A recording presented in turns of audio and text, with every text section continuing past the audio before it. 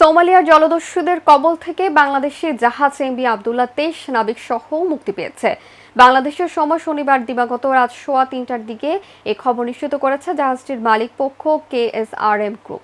জানা গেছে, জলদস্যুদের দাবি অনুযায়ী মুক্তিপণ নিয়ে একটি বিমান বাংলাদেশ সময় শনিবার বিকেলে জিমি জাহাজের ওপর চক্কর দেয়। এ সময় জাহাজের ওপরে 23 নাবিক অক্ষত থাকার বিষয়টি নিশ্চিত হয়। এরপর বিমান থেকে ডলার ভর্তি 3টি ব্যাগ সাগরে ফেলা হয়। স্পিডবোট দিয়ে এসব ব্যাগ জলদস্যুরা কুড়িয়ে নেয়। জাহাজে উঠে দাবি অনুযায়ী মুক্তিপণ গুনে নেয় জলদস্যুরা। তবে চুক্তি অনুযায়ী জাহাজটি যথাসময়ে ছেড়ে দেয়নি দস্যুরা।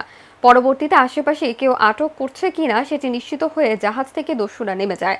মুক্ত হয়ে বাংলাদেশ সময় শনিবার মধ্যরাতে 23 নাবিক নিয়ে সংযুক্ত আরব আমিরাতের বন্দরের উদ্দেশ্যে রওনা দেয় এমভি আবদুল্লাহ। এর আগে গত 12ই মার্চ দুপুরে কেএসআরএম এর মালিক পক্ষ এসআর শিপিং এর জাহাজটি জিমি করে সোমালিয়ার জলদস্যুরা। সেখানে থাকা 23 নাবিককে একটি কেবিনে আটকে রাখা হয়।